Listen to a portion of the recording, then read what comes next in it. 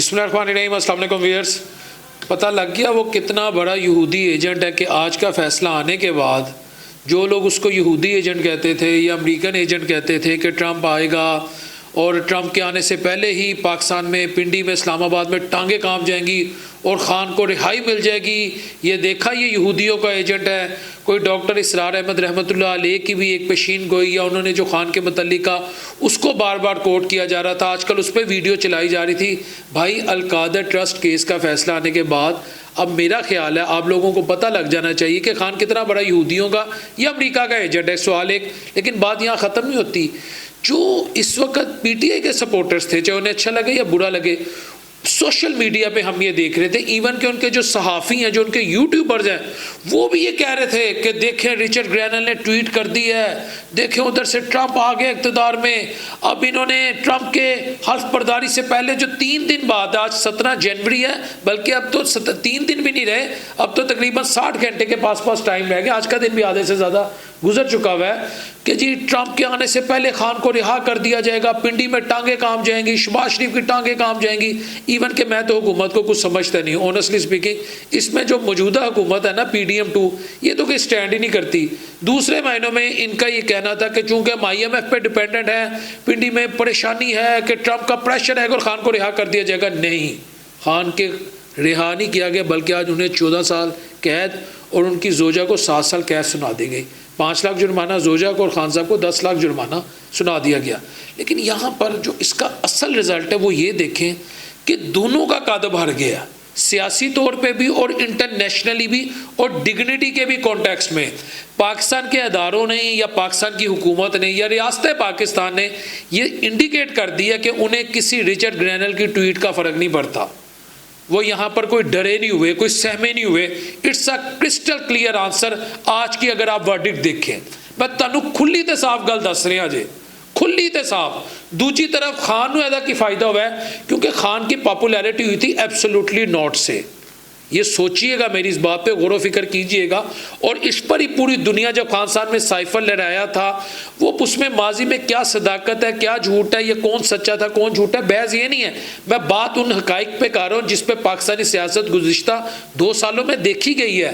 खान ने कहा जी हमने एब्सोल्युटली नोट कह दिया है, साइफर आया, मेरी हुकूमत गिरा दी गई, रशियन विजिट था, या मैं इंडिपेंडेंस खारजा पॉलिसी की, इंडिपेंडेंट खारजा पॉलिसी की बात करता था, मैं इस मुस्लिम यूनिटी की बात करता था, जो भी कहा उस पे कौम खान के साथ खड़ी हो गई। और गाड़ियों के पीछे लोगों ने अपने कपड़ों पे, शादियों पे एब्सोल्युटली नॉट के मैंने वो बैनर्स देखे, मैंने लोगों को कार्ड्स में, इवन के जो खान के जुनूनी सपोर्टर्स थे, उन्होंने एक, मैंने शादी का कार्ड मुझे आज भी याद है, मेरे पास है नहीं, मैं प्रोड्यूसर साहब से रिक्वेस्ट करूंगा कि वो भी अगर मिल जाए, मैंने उसका स्क्रीनशॉट लिया था, एब्सोल्युटली नॉट नुक्कड़ पे लगाया हुआ था कार्ड की कॉर्नर पे।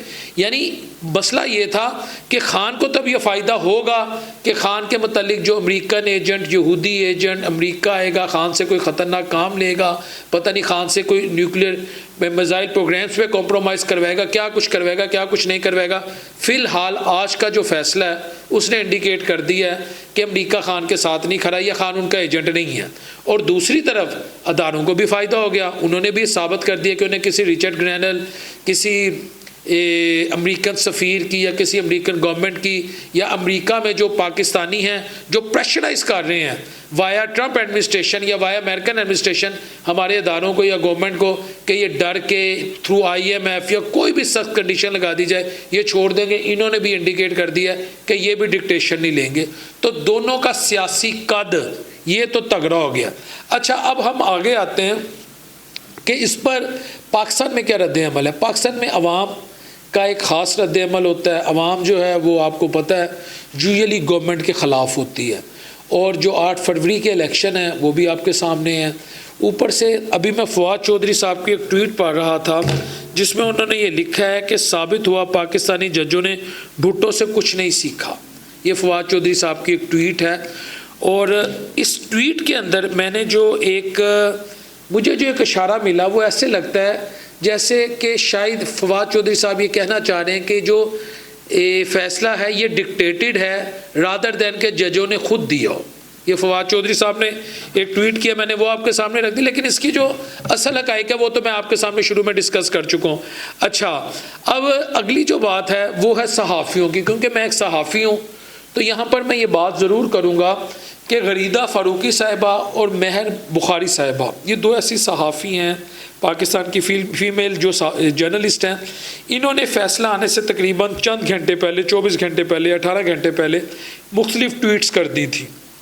और मैं ज़ाती तौर पे समझता हूँ कि किसी भी सहाफ़ी के पास अगर कोई ख़बर आ जाए, उसको अपने सहाफ़ती कद को तगड़ा रखना चाहिए। उसको रेटिंग के लिए कि बड़े चैनल कल को उसको अपने प्रोग्राम्स में बुलाएंगे और मज़ीद उनकी रेटिंग बढ़ेगी, मालकान मज़ीद पैसे बढ़ाएंगे, उनको ख़ास समझा जाएगा कि ख़ास अफराद के लिए काम करते हैं। मेरा नहीं ख्याल कि किसी भी सहाफ़ी को इस लेवल पे जाना चाहिए। सहाफ़ी की अपनी लाइकिंग डिसलाइकिंग हो सकती है, वो खान पे तनकीद करना चाहते हैं ज़रूर करें, वो नून लीग पे तनकीद करना चाहते हैं ज़रूर करें, लेकिन अगर आपके पास कोई फ़ैसला आ जाए तो आप जब उसको इस तरह पब्लिक कर देंगे ना 24 घंटे, 12 घंटे, 18 घंटे पहले, ठीक है जी, तो इससे वो फ़ैसले की जो एक वक़्त होती है ना, जो अदलिया के फ़ैसले की एक इज़्ज़त और तकरीम होती है, कोई भी फ़ैसला हो, वो बड़ा बुरी तरह मुतासर होता है। तो मैं ज़ाती तौर पे समझता हूँ इस तरह 12-12, 14-14 घंटे अपनी ज़ाती तशहीर के लिए, अपने आप को ये साबित करने के लिए हम बड़े ख़ास हैं, हमें पहले से फ़ैसले मालूम हैं, तो मेरा ख़्याल है ये सहाफ़ती जर्नलिस्टिक एथिक्स के ख़िलाफ़ है।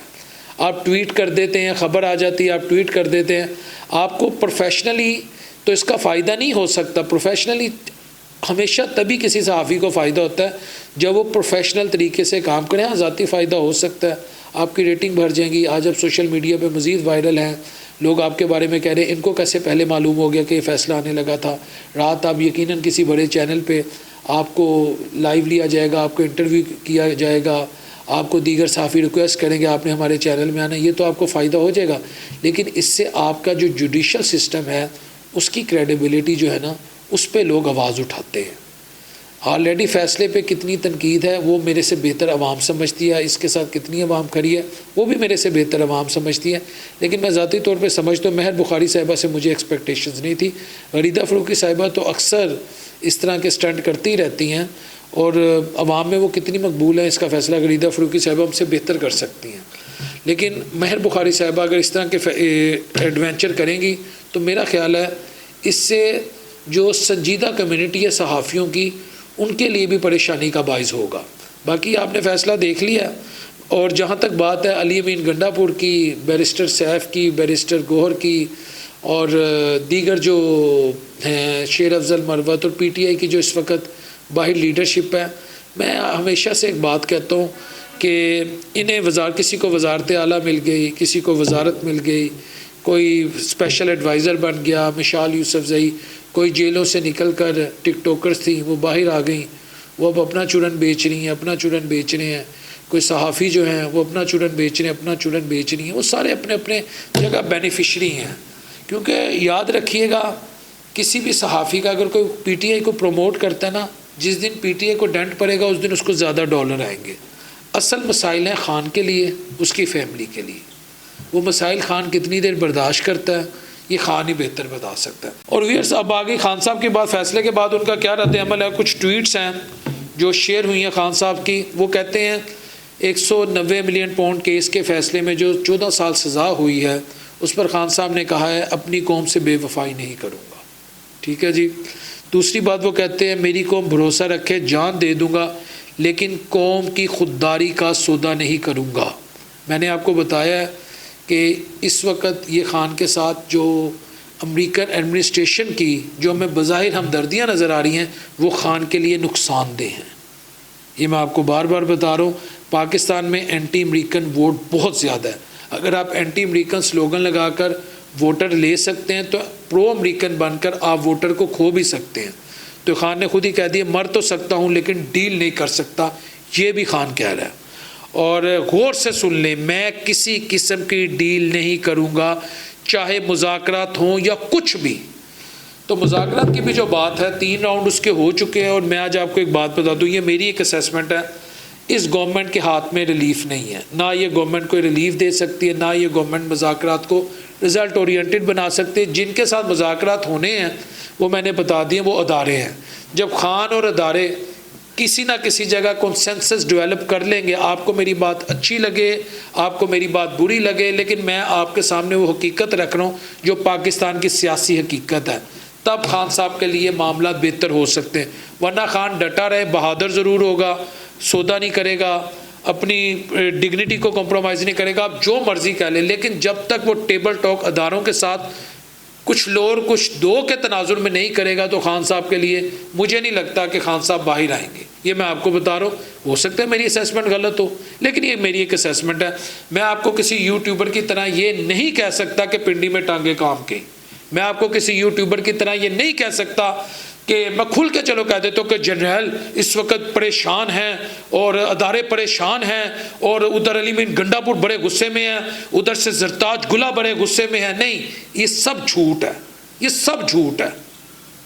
कैप्शन डॉलर्स मुझे मिल सकते, व्यूज़ मिल सकते हैं और फिर मैं गायब भी हो जाऊँगा, कभी इधर भागूंगा कभी इधर। ऐसा कुछ नहीं होने जा रहा। जो हालात है मैं ताड़े सामने रख देने।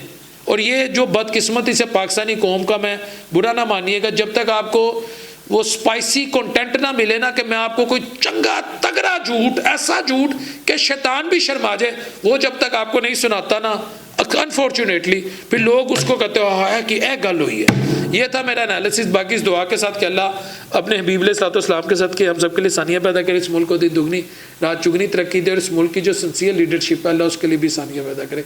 अस्सलाम वालेकुम रहमतुल्लाहि व बरकातहू।